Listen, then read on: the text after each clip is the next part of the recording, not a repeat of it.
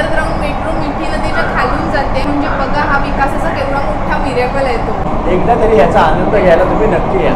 आणि हा व्हिडिओ शेवटपर्यंत बघा, म्हणजे A to Z माहिती तुमच्यापर्यंत पोहोचेल. आणि त्याच्यामध्ये भरडला जातो तो सामान्य माणूस. हा बेस्ट ऑप्शन आहे. अरे हे बघायला मस्त वाटते ना. त्यामुळे रोजगाराची संधीही उपलब्ध होते आणि हे होणं सुद्धा गरजेचं आहे. अनेक प्रकारच्या त्रासानंतर मिळणाऱ्या सुखाचा आनंद घेताना खूप बरं वाटतं. मग ते आयुष्यातील क्षण असू दे किंवा ह्या डेव्हलपमेंटच्या गोष्टी.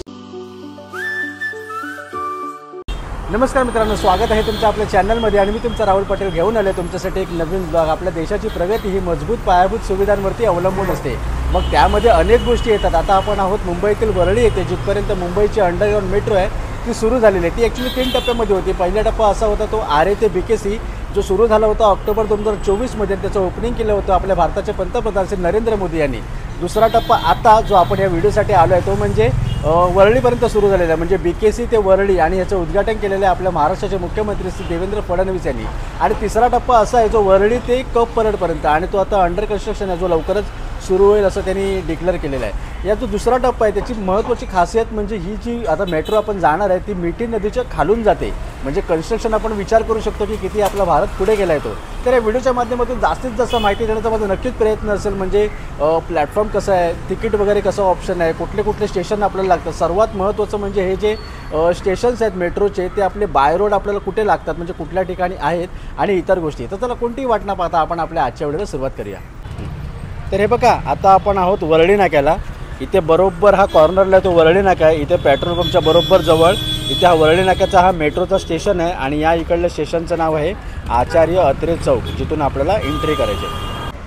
तरी बघा, आपण आता स्टेशनच्या एरियामध्ये आलो आहोत. इथे सर्वात महत्त्वाचं म्हणजे इथे सूचना दिल्या आहेत, म्हणजे काय काय घेऊन आपण प्रवास करू शकतो, काय घेऊन आपण नाही प्रवास करू शकतो. सर्वात महत्त्वाचं म्हणजे मला वाटलं ते म्हणजे ही 25 किलोपर्यंत आपल्याला विनामूल्य याच्यामधून आपण ट्रॅव्हल करू शकतो. त्याच्या पुढे असणार ते आपल्याला त्याची कॉस्ट लागणार आहे. तर आता आपण इथून जात आहोत खाली. इथे वरती येण्यासाठी एस्केलेटर आहेत, पण खालती जाण्यासाठी स्टेप्स आहेत. तर हे बघा, तिथून आपण आता एवढ्या खालपर्यंत आलेलो आहोत. आता मध्ये मध्ये बघितले तर सफाई कर्मचारी पण होते, म्हणजे साफसफाई ठेवण्यासाठी सर्व व्यवस्थित. फक्त आपणच एवढं लक्षात ठेवायचं आहे की आपल्याकडून घाण होणार नाही. आणखीन एक की एस्केलेटर होते आणि त्या साईडनं लिफ्ट सुद्धा आहे, म्हणजे हँडिकॅप वगैरे किंवा वयस्कर वगैरे लोक असतील त्यांना ती कामाला येईल. तर हे बघा, आता आपण खाली फायनली बेसमेंटच्या इकडे आलो. तिथे सांगायचं म्हणजे इथे हे डस्टबिन ठेवलेले आहेत, म्हणजे काही कचरा वगैरे असेल तर आपण याच्यामध्ये टाकू शकतो. इथे हा आपल्यासाठी खास बोर्ड लिहिलेला आहे, मुंबई मेट्रो रेल कॉर्पोरेशनमध्ये आपले सहर्ष स्वागत आहे. इथे आपण बघू शकतो इथे लेफ्ट बाजूला इथे सुरक्षा तपासणी आहे, म्हणजे आपली बॅग वगैरे या ठिकाणी ते लोक चेक करून आपल्याला तिथे आतमध्ये जायचं आहे. त्याच्यानंतर या साईडला सांगायचं म्हणजे इथे हा तिकीट काउंटर आहे, आणि तिथे तिकीट विक्रीची मशीन आहे. म्हणजे आपण मशीनमध्ये पण काढू शकतो आणि इथे पण काढू शकतो. म्हणजे जर कधी गर्दी वगैरे झाली तर लोक या ठिकाणी डिवाईड होऊन जातील. इथे बघा, आपण फायर सेफ्टीसाठी सर्व इथे तयारी पण ठेवलेली आहे. तरी बघा, धनश्री या ठिकाणी आता तिकीट काढते. इथे तिकीटचे रेट तुम्हाला दाखवायचे. म्हणजे आता आम्ही बघा इथून चालू करतोय आचार्य अत्रे चौकपासून, म्हणजे वरळी नाक्यापासून. तिथून वरळीची तिकीट आहे 10 रुपये, म्हणजे एक स्टेशन. नंतर आपण सिद्धिविनायक किंवा दादर मेट्रोपर्यंत गेलो तर 20 रुपये आहे. नंतर शीतलादेवी मंदिर म्हणजे माहीमपर्यंत 30 रुपये आहे. आणि बँड्रापर्यंत आपण आता प्रवास करणार आहोत, म्हणजे 40 रुपये. आपण ॲक्च्युली बँड्रा रिटर्न येणार. तुम्ही जर त्याच्या पुढेही जाऊ शकतात, म्हणजे सांताक्रूज, सहारा रोड, म्हणजे एअरपोर्टला वगैरे इथून वरळीवरनं गेलं तर 50 रुपये. आणि पुढे मरोळ नाका, सिप्स वगैरे जी होणार तिकडे 60 रुपये. तरी बघा, आता आपले तिकीट काढून झालेले आहे आणि इथून आता आपण आतमध्ये प्लॅटफॉर्मला प्रवेश करणार आहे. तरी बघा, आपल्या तिकीटचा जो हा QR कोड आहे तो इथे लावायचा आपण, आणि आपला गेट ओपन होतो. आता आपण या फ्लोअरवरती इथे तिकीट काढल्या. इथे प्रत्येक ठिकाणी आपल्यावरती लक्ष ठेवण्यासाठी कॅमेरे वगैरे आहेत, आणि विविध सगळे माहिती फलक पण या ठिकाणी लावलेले आहेत. म्हणजे तसं माहिती देण्यासाठी ते अवेलेबल आहेत, पण जर कोणी नसेल तर इथे बोर्ड वगैरे आहेत. आता सांगायचं म्हणजे ह्याच्या पण आपण खाली जाणार आहोत जिथे मेट्रो आहे. बच्चों को पकड़कर रखें, ऑल चिल्ड्रन फर्मली.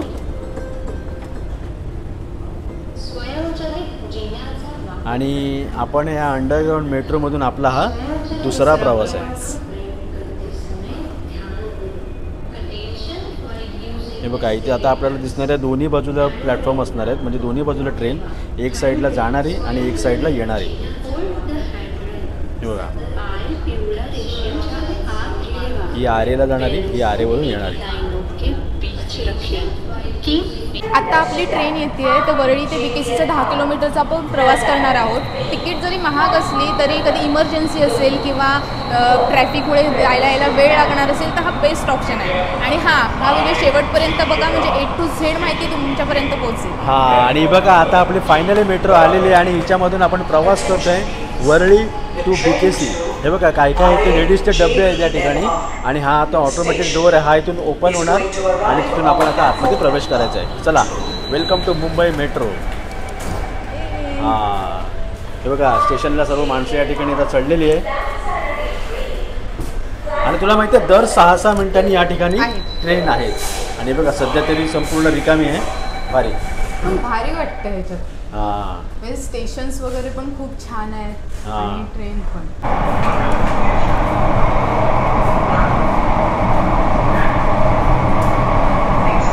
ही मेट्रो त्या मेट्रोपेक्षा मोठी आहे का? वाटली ना अशी? नाही पण नाही तीच असणार कारण की त्याच रूटमध्ये ना ती बघ जशी टर्न घेते ना ते बघा टर्न घेतली की अशी फिरते बघा ती बघा मस्त ती बघ फिरली. अरे हे बघायला मस्त वाटतं ना. ती बघ ना पहिली त्या साईडला होती आता या साईडला गेली. जबरदस्त. आणि आपण ज्या मुंबई शहरामध्ये वाढलोय ज्या मुंबई शहरामध्ये आपण दररोज वावरतो तिच्या खालून ट्रेन जाते हे आपल्यासाठी एक्सपिरियन्स काहीतरी वेगळाच असतो आणि प्रत्येकाला शेवटी उत्सुकताच असते की कशी असेल. का सांग अजून उत्सुकता कारण एवढ्या वर्ष त्रास काढलेला असतो. पण अजून एवढी गर्दी दिसत नाहीये. कदाचित वीकेंड वगैरे असेल. मे बी ती वर्किंग डेला ती ऑफिसवाल्यांची गर्दी असू शकते. असणार मला वाटते असणार. आणि आता आपला प्रभादेवी येणार आहे. सिद्धिविनायक गणपती बाप्पा. तरी बघा असा आवाज होतो जो डोअर बंद आणि ओपन करताना तो येतो. इथे आपण पाहू शकतो इथे आपत्कालीन दूरध्वनी म्हणजे सुविधा आहे. म्हणजे काही अनाउन्समेंट वगैरे असेल तर इथून आपल्याला ती ऐकायला येणार. आणि इथे आपण बघू शकतो की काही प्रॉब्लेम वगैरे झाला तर आपण इथे बटन वगैरे प्रेस करू शकतो जे तिकडे ड्रायव्हरला ऐकण्यासाठी जाणार. तर आता आपण या मेट्रोमधून प्रवास करतोय. फुली एअर कंडिशन आहे त्याच्यामुळे प्रवास करायला एकदम मस्त वाटते. फक्त आपलं जसं आहे की बाहेरून आपली बोगद्यामधून जातं ना त्याच्यामुळे आपण बाहेरचा निसर्ग वगैरे काही आपण एन्जॉय करू शकत नाही आहे. कंडिशनचं अंडरग्राऊंड आहे शेवटी. इथे टोटल या लाईनवरती टोटल 8 ट्रेन्स आहेत आणि पूर्ण दिवसाला ते 244 राऊंड मारतात. ज्याचे टायमिंग आहे सकाळी मला वाटतं 6:30 ना सकाळी 6:30 ते रात्री 10:30 वाजेपर्यंत. तुम्ही एकदा तरी तुम्हाला गरज नसेल तरी फिरण्यासाठी एकदा तरी ह्याचा आनंद घ्यायला तुम्ही नक्की या. तरी बघा इथे अशी स्क्रीन पण आहे म्हणजे सध्या आपली ट्रेन कुठे आहे किती मिनिटामध्ये पोहोचणार आहे कुठपर्यंत जाणार आहे टायमिंग तारीख सगळी स्क्रीन या ठिकाणी आहे आणि चांगल्या सुविधा आहेत. आणि इथे मेट्रोमध्ये पण कॅमेरे आहेत. आता आपली अंडरग्राऊंड मेट्रो मिठी नदीच्या खालून जाते म्हणजे बघा हा विकासाचा केवढा मोठा मिरेकल आहे तो. म्हणजे मिठी नदीच्या वरतून एक ट्रेन आणि खालतून एक ट्रेन.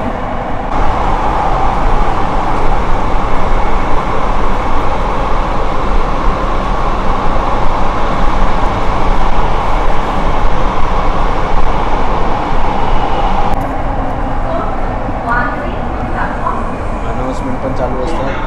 कॅमेरे वगैरे सर्व आतमध्ये आहे. सर्व सुखसोयीने भरलेली अशी ही मुंबई मेट्रोचा प्रवास आपला 1 साइडेड संपलेला. आपण आता रिटर्न पण जाणार आहोत.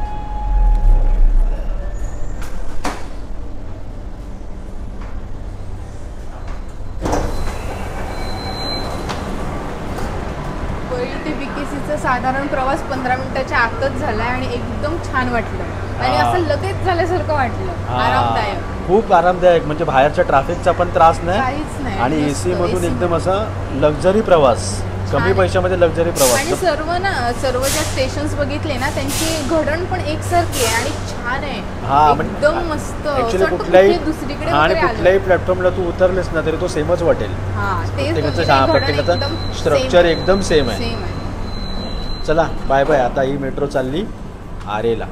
तर आता आपण BKCच्या इथे प्लॅटफॉर्मवरती आहे. आता आपण तिकडून येणाऱ्या ट्रेनची वाट पाहतोय जी आता पुन्हा एकदा वरळीला जाईल. ते अजून एक सांगायचं म्हणजे असे जे प्रकल्प असतात त्यामुळे रोजगाराची संधीही उपलब्ध होते आणि हे होणंसुद्धा गरजेचं आहे. कारण कसं छोट्या छोट्या त्याच्यामध्ये गोष्टी असतात.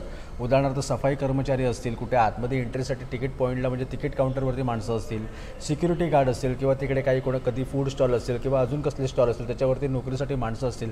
त्याच्यामुळे असे प्रकल्प होणं पण तेवढंच गरजेचं. अजून एक महत्त्वाचं सांगायचं म्हणजे कुठलाही प्रकल्प असो त्याच्यामध्ये सरकार आणि विरोधक याच्यामध्ये कायम हा वाद असतोच आणि त्याच्यामध्ये भरडला जातो तो सामान्य माणूस. कारण कसं त्याला सगळा तो त्रास सहन करावा लागतो. कारण की ते कन्स्ट्रक्शन असताना ट्रॅफिकचा त्रास असेल किंवा घरी झोपलेलं असताना रात्रंदिवस जे आवाजांचा त्रास असेल, म्हणजे दिवसभर ते ठाकटूक ठाकटूक काही नाही काय चालेलं असतं, ते हवेमधलं प्रदूषण असू द्या आणि इतर गोष्टी. त्याच्यामुळे आपण एवढीच अपेक्षा करू शकतो की जे आत्ता प्रकल्प चालू आहेत, जे पुढे प्रकल्प येणार आहेत, ते लवकरात लवकर पूर्ण होऊ आणि सगळे त्याचा आनंद घेऊ. तर हे बघा, आता आपण प्लॅटफॉर्म चेंज करतो. आता आपण होतो 3 नंबरला आणि आता आपण पुन्हा एकदा आपल्याला वरळीला जायचं आहे. तर आपण आता जात आहोत 1 नंबरला, जो ह्याच्या त्या बाजूला आहे. अजून एक गोष्ट की इकडे खाण्यापिण्याची सोय मला अशी जाणवली नाही, म्हणजे स्टॉल्स वगैरे काय नाही आहेत. आणखीन एक सांगायचं म्हणजे विकास वगैरे होतो हे ठीक आहे, पण निसर्गाची हानी पण तेवढी कमी झाली पाहिजे. हां, आणि हे बघा इथे आता आपली मेट्रो आलेली आहे. हे बघा मेट्रो आली आपली, जी आपल्याला रिटर्नचा प्रवास वरळीपर्यंत जायचा आहे.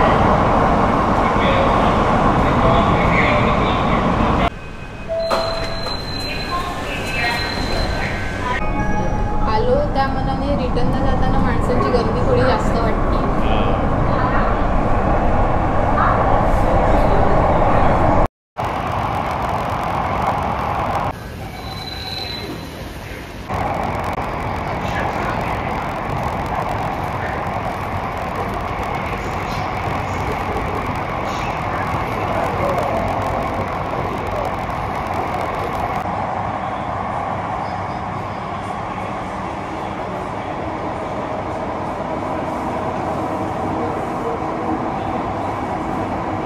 तर चला, आता आपला फायनली रिटर्नचा प्रवास या ठिकाणी संपलेला आहे मुंबई मेट्रोमधून दुसऱ्या टप्प्यामधून.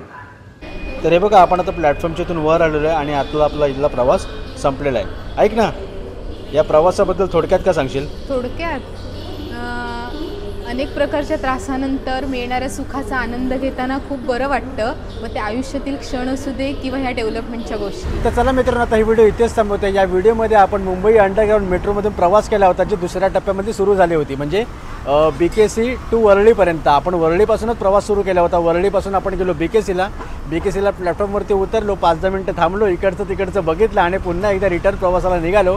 ते पुन्हा वरळीच्या इकडे आलो. याचे फायदे म्हणजे सर्वात महत्त्वाचं म्हणजे मुंबई ट्रॅफिकपासून सुटका.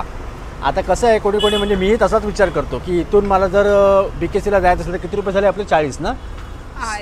सिंगलचे 40 रुपये झाले. आता सिंगलचे 40 रुपये इथून जर मी टॅक्सीने जायचं म्हटलं तर माझे पैसे जास्त होणार.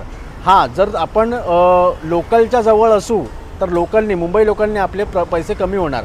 पण हे असे स्टेशन आहेत ना मेट्रोचे, ते लोकल आणि दोघांच्यामध्ये डिफरन्स आहे. म्हणजे आता तुम्हाला लोकेशन सांगतो कुठे कुठे आहे ते. आता उदाहरणार्थ हा वरळीचा आहे, तो लोअर परळ स्टेशन जवळ पडतो. तो लोअर परळ स्टेशनपासून साधारण 15 ते 20 मिनिटाच्या वॉकिंग डिस्टन्स अंतरावरती आहे. तो वरळीचा आहे. तो सॉरी आचार्य यात्रे चौकचा, तो वरळी नाक्याचा. तो वरळीचा आहे, तो ग्लॅस्को जवळ आहे.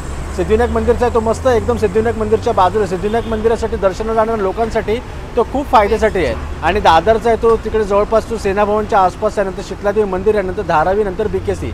जे लोक मेट्रो स्टेशनच्या जवळ राहतात, म्हणजे त्यांच्या जवळ त्यांचं घर आहे किंवा जवळ त्यांचं ऑफिस आहे, त्यांच्यासाठी हे एकदम बेस्ट आहे. म्हणजे कसं प्रवास त्यांचा पटकन होणार, ट्रॅफिक काही नाही, AC मधून प्रवास एकदम लॅविश लाईफसारखा आपण त्या ठिकाणी प्रवास करू शकतो.